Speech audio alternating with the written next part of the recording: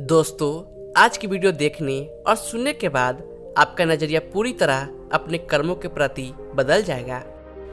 एक छोटी सी कहानी से वीडियो की शुरुआत करते हैं ताकि आपको बोरियत ना महसूस हो और आपको हर एक बात बहुत ही अच्छे तरीके से समझ में आ जाए। शहर से दूर गांव में एक दुकानदार रहता था जो अपने ही गांव के एक व्यक्ति से रोजाना 1 किलो मक्खन खरीदता था। वो दुकानदार कई सालों से उस व्यक्ति से मक्खन की खरीद कर रहा था। एक दिन उस दुकानदार ने सोचा कि मैं रोज इस व्यक्ति से मक्खन खरीदता हूँ, लेकिन मैंने बहुत समय से इसके मक्खन का वजन तौल करके नहीं देखा। कल जांच करके देखूंगा कि यह मुझे मक्खन 1 किलो से कम तो नहीं देता। अगले दिन जब वो व्यक्ति मक्खन लेकर गया तो उस दुकानदार ने मक्खन का वजन किया और देखा कि मक्खन सिर्फ 900 ग्राम ही था, जबकि वह दुकानदार उस व्यक्ति से मक्खन 1 किलो लेता था। उस दुकानदार को काफी गुस्सा आ गया। वह दुकानदार के गांव की पंचायत के पास गया और उसने पंचायत से उस व्यक्ति की शिकायत कर दी। गांव की पंचायत बैठी और उस व्यक्ति को बताया गया कि तुम पर इस दुकानदार ने धोखा देने का आरोप लगाया है। तुम इस दुकानदार को देने वाले मक्खन के वजन में हेरा फेरी करते हो और हर बार तुम उसे 1 किलो मक्खन की जगह सिर्फ 900 ग्राम ही मक्खन देते हो। क्या तुम्हें अपनी सफाई में कुछ कहना है? वह व्यक्ति बोला, सरपंच जी, मैं तो एक गरीब आदमी हूँ। मेरे पास वजन तौलने के लिए सही माप नहीं है। मैं रोज इस दुकानदार से अपने लिए 1 किलो गेहूँ खरीदता हूँ और अगले दिन उसी गेहूँ को तराजू के एक तरफ रख करके इस दुकानदार के लिए मक्खन तौलता हूँ। अब आपको जो भी पूछना है इस दुकानदार से पूछिए। पंचायत में बैठे सभी लोगों को पूरी सच्चाई समझ में आ गई और उन्होंने उस दुकानदार को गांव से बाहर करवा दिया। दोस्तों, जैसे दुकानदार को अपनी ही चालाकी से नुकसान झेलना पड़ा, उसी तरह हमें भी अपने कर्मों की वजह से कभी न कभी नुकसान झेलना ही पड़ता है। दूसरों के साथ बुरा करके हम 1, 2 या 10 बार बच सकते हैं, लेकिन एक न एक दिन उसका परिणाम तो हमें भुगतना ही पड़ेगा। और परमात्मा के पास तो सबका हिसाब होता है। हम जो भी काम करते हैं, हमें लगता है कि यह बात किसी को पता नहीं चलती, लेकिन असल में हर एक काम का लेखा जोखा यह परमात्मा करता रहता है। हम अपनी ऊर्जा को किस दिशा में बहा रहे हैं, सब कुछ गिनती होती रहती है। हमारे सारे कर्मों की गिनती हमेशा होती है, हर पल होती है, हर क्षण होती है।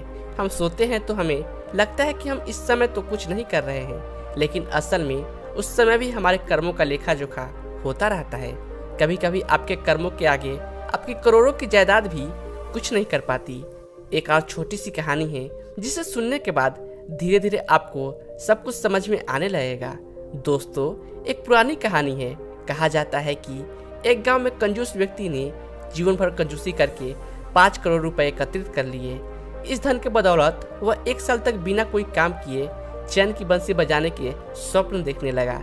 लेकिन इसके पहले कि वह उस धन को निवेश करने का इरादा कर पाता, यमदूत ने उसके दरवाजे पर दस्तक दे दी। यमदूत का मतलब मौत का बुलावा अब आ गया है उसका।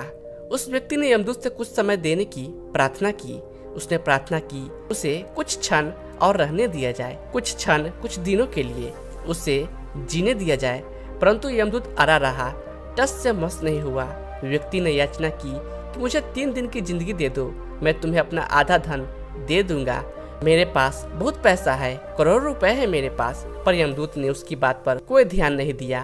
उस व्यक्ति ने फिर प्रार्थना की कि मैं आपसे 1 दिन की जिंदगी की भीख मांग रहा हूँ। इसके बदले आप मेरी वर्षों की मेहनत से जोड़ा हुआ धन पूरा ले लीजिए। यमदूत फिर भी अड़िग रहा। तमाम विनती करने के बाद उस व्यक्ति को यमदूत ने सिर्फ इतनी मोहलत दी कि वह एक संदेश लिख सके।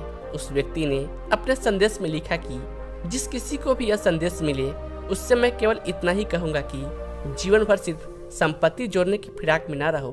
जिंदगी का एक एक पल पूरी तरह से जियो। मेरे पास करोड़ों रुपए हैं, फिर भी मैं अपने लिए 1 घंटे का समय आज नहीं खरीद सके। मैंने पूरे जीवन भर पैसा कमाया, यहाँ तक कि पैसे कमाने के चक्कर में हम अपनों को भूल गए। हमारे कौन अपने हैं, हम यह सब भी भूल गए।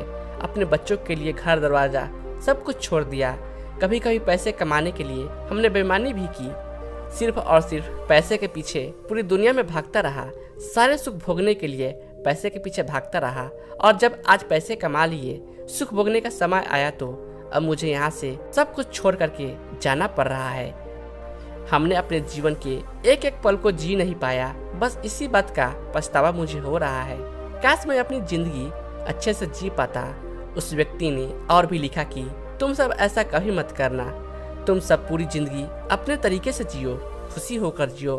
कौन क्या कर रहा है इससे कोई मतलब नहीं पड़ता, क्योंकि मरते वक्त कोई पूछने नहीं आएगा और कोई आपको बचा भी नहीं पाएगा। इसीलिए इस सोच में मत पड़ो कि कौन क्या कर रहा है, कौन क्या नहीं। तुम किस तरीके से अपनी जिंदगी को जी रहे हो, तुम्हें किस प्रकार से खुशी मिल रही है, उसे अच्छे से करते रहो और अपना पूरा समय पैसों के पीछे बर्बाद मत करना।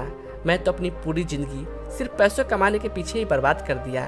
तुम सब ऐसी जिंदगी मत जीना, मरते समय नहीं तो बहुत बेचैनी होगी और बेचैनी में तुम सब मत मरना। अब तुम सब जाग जाओ। इतना कहकर वह व्यक्ति शांत हो जाता है। दोस्तों, लोग बहुत आसानी से बोल देते हैं कि भगवान ने गलत किया हमारे साथ उसने ऐसा क्यों किया, परमात्मा ने हमारे साथ ऐसा खेल क्यों रचा। भगवान ने नहीं किया, बल्कि हम जो दुख भोग रहे हैं वही हमारे कर्म है, क्योंकि कर्म लौट कर आते हैं। यह बहुत कड़वी सच्चाई है। हमारे शरीर में चेतना आत्मा से है। यह शरीर चल रहा है, बोल रहा है, हंस रहा है, जितनी भी प्रक्रिया हो रही है सब आत्मा की वजह से है। और यह बात तो आपको भी पता होगा कि आत्मा कभी नहीं मरती, मरता है तो हमारा शरीर। आपको पता भी नहीं होगा कि आप पता नहीं कितने जन्मों से सिर्फ चोले बदलते आ रहे हैं। आत्मा एक शरीर से दूसरे शरीर को धारण कर लेगी। शरीर तो बदल जाएगा, लेकिन अंतर आत्मा जो है वो कभी नहीं बदलती। जैसे हम एक वस्त्र को उतार करके दूसरा पहनते हैं, ठीक उसी प्रकार आत्मा भी यह शरीर बदलती है। जब हम एक कपड़े को पहनते हैं तो शुरुआत में हमें बहुत अच्छा लगता है। हम सोचते हैं कि यह कपड़ा कभी न फटे, कभी गंदा ही न पड़े, लेकिन धीरे धीरे जब कपड़ा पुराना हो जाता है तो हम यह सोचते हैं कि इस कपड़े को बदल लिया जाए, क्योंकि आप एक ही कपड़े को पूरे जीवन पहन नहीं सकते।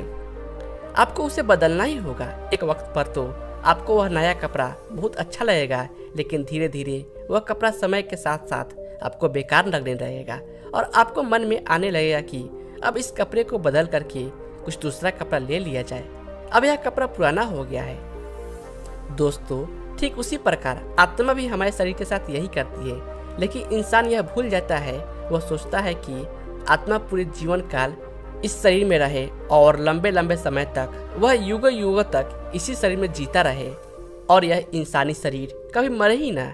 ऐसा तो कभी हो ही नहीं सकता। जब आप एक ही कपड़े को कई सालों तक नहीं पहन सकते हैं, उस कपड़े को पूरे जीवन भर नहीं पहन सकते हैं, तो आत्मा कैसे एक शरीर को कई सालों तक या फिर पूरे जीवन भर या फिर युगों युगों तक उसी शरीर में रह सकती है। उससे भी शरीर को बदलना होता है।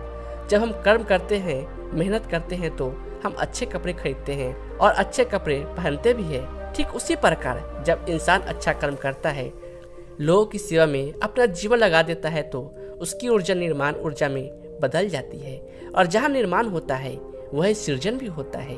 जितने अच्छे आपके कर्म होते चले जाएंगे, आप अपनी ऊर्जा को उतना अच्छा बनाते चले जाएंगे, उतना ही अच्छा शरीर आपको मिलने वाला है। लेकिन जब हमें यह शरीर मिल जाता है तो हम उसकी कीमत समझते ही नहीं। हम उसको सिर्फ दुरुपयोग में लगाते रहते हैं और अपनी ऊर्जा को, अपनी आत्मा को गलत कार्यों में लगाते रहते हैं। दुनिया में सब कुछ पर्याप्त मात्रा में है, लेकिन फिर भी इंसान एक दूसरे की छीना झपटी में लगा हुआ है। एक दूसरे को मार करके खुद आगे निकलने की कोशिश कर रहा है। पर्याप्त मात्रा में शाकाहार उपलब्ध होने के बावजूद भी हम जानवरों को काटते जा रहे हैं, वृक्षों पेड़ पौधों को नष्ट करते जा रहे हैं और अपने कर्म को दिन प्रतिदिन खराब करते जा रहे हैं। आज का मानव इतना शांत क्यों है? उसकी एक वजह यही है कि यह बात सत्य है कि जैसा हम भोजन खाएंगे वैसा ही होते चले जाएंगे। जानवरों का मांस मज्जा खाएंगे तो हमारा दिमाग भी जानवरों जैसा होता चला जाएगा, अर्थात हमारे अंदर दरिद्रता आ जाएगी। इंसान बहुत क्रूर होता चला जाएगा, मनुष्यता खत्म होने लगेगी, क्योंकि हम जानवरों का मांस खा रहे हैं। आज का मानव इतना अशांत है, उसकी एक वजह यही है। सोचो, अगर कभी ऐसा हो रहा है तो आने वाली पीढ़ियों को जिंदगी कैसी होगी? इसलिए प्रकृति के साथ जुड़िए, प्रकृति के साथ तालमेल मिला करके चलिए, तो ही हम एक अच्छी और सुखमय जिंदगी जी सकते हैं। और कोशिश करें कि अपने आप को हमेशा अच्छे कार्यों में लगाएं, क्योंकि कर्म हमारा पीछा कभी नहीं छोड़ते। हम जैसा कर्म करते जाएंगे वैसा ही हमारा कर्म बनते चले जाएंगे। अगर हम अच्छे कर्म किए हैं तो अच्छी योनियों में जन्म होगा, कर्म बुरे किए हैं तो निचली योनियों में जन्म होगा, जो कि मनुष्यता से नीचे है। यह जन्म और मरण का खेल हमारे कर्मों पर ही निर्धारित होता है। आज हम किसी के साथ बुरा कर रहे हैं तो हमारे कर्मों में यह सब जुड़ता चला जाएगा। कई बार आप सोचते हैं कि यार वह इंसान इतना बुरा है, फिर भी उसके कर्मों की सजा क्यों नहीं मिल रही है। इस बात की चिंता आप छोड़ दीजिए, क्योंकि अभी उसके बुरे कर्मों का घड़ा पूरी तरह नहीं भरा है, क्योंकि अभी उसके अच्छे कर्म उससे बचा ले रहे हैं। लेकिन जिस दिन उसके अच्छे कर्म खत्म हो जाएंगे, उसी दिन से उसका पतन शुरू हो जाएगा। इसलिए संसार में अपने कर्मों को हमेशा अच्छे बनाते रहे, अच्छे भाव से अपने कार्यों को करे, लोगों की मदद करे, जितना हो सकता है लोगों की मदद करे, एक दूसरे के बारे में अच्छे सोचे, लोगों के प्रति अच्छी भावनाएं रखे, बुरे विचार, किसी के प्रति बुरी वासना, किसी के प्रति यह सब दिमाग में मत लाए। यह सब आपके कर्मों को खराब कर देते हैं और यही खराब कर्म अगर बढ़ते जाएंगे तो एक न एक दिन आपके बुरे कर्म आपको ले डूबेगा। हमें लोगों के बीच विष घोलने की बजाय उनके अंदर प्रेम घोलना है, उनके अंदर प्रेम बांटना है। आपकी ज़िंदगी में तभी प्रेम मिल पाएगा, आपकी ज़िंदगी तभी प्रेम से भर पाएगी। लेकिन अगर आप लोगों के सामने जाएंगे, लोगों में ऊंच नीच की भावना का बीज बोने लगेंगे, तो आपके कर्म खराब होते चले जाएंगे और यही खराब कर्म एक न एक दिन आपको सजा अवश्य देंगे।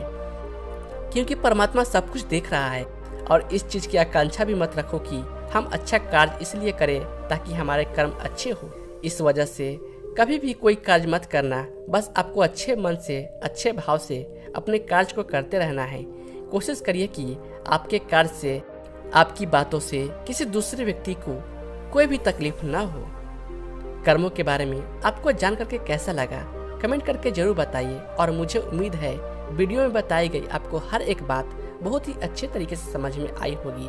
अगर आप पहली बार मुझे सुन रहे हैं तो हमसे जुड़े रहने के लिए इस चैनल को सब्सक्राइब करना मत भूलिए, क्योंकि आगे आने वाले वीडियो में बहुत कुछ अच्छी अच्छी बातें होने वाली है।